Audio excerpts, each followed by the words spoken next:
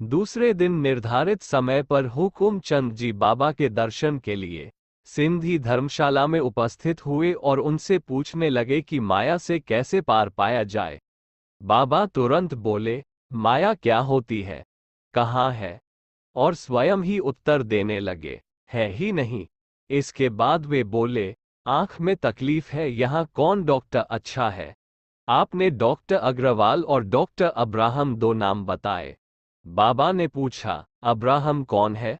Christian. Abraham अच्छा है।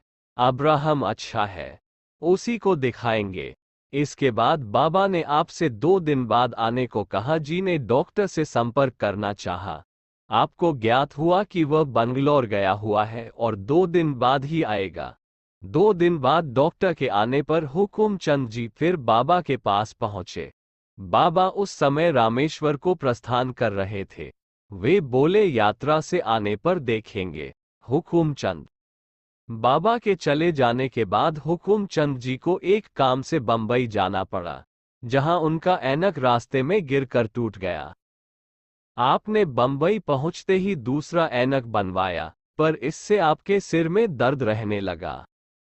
मद्रास वापस आने पर आपकी इच्छा हुई कि डॉक्टर अब्राहम से ही, जिसकी सराहना बाबा कर चुके थे, दूसरा ऐनक बनवाया जाए। आप इस कार्य के लिए जा ही रहे थे कि आपके लड़के ने भी डॉक्टर को अपनी आंख दिखाने की इच्छा व्यक्त की। वो बीकॉम में पढ़ता था। उसकी परीक्षा के दिन नजदीक आ रहे थे और उसकी आंख में तकलीफ थी। आप लड़के को लेकर डॉक्टर अब्राहम के पास गए। आपके ऐनक बदलने में कोई परेशानी नहीं हुई, पर लड़के की आंख को देखकर उसने तत्काल ऑपरेशन की राय दी, अन्यथा उसकी आंख को खतरा था।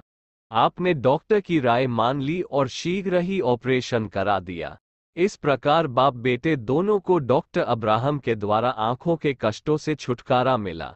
आपको यह अनुभव होने लगा कि बाबा को आंख दिखानी थी नहीं, उन्होंने आप दोनों के आगामी कष्टों को दूर करने के लिए ही डॉ. अब्राहम की सिफारिश की थी।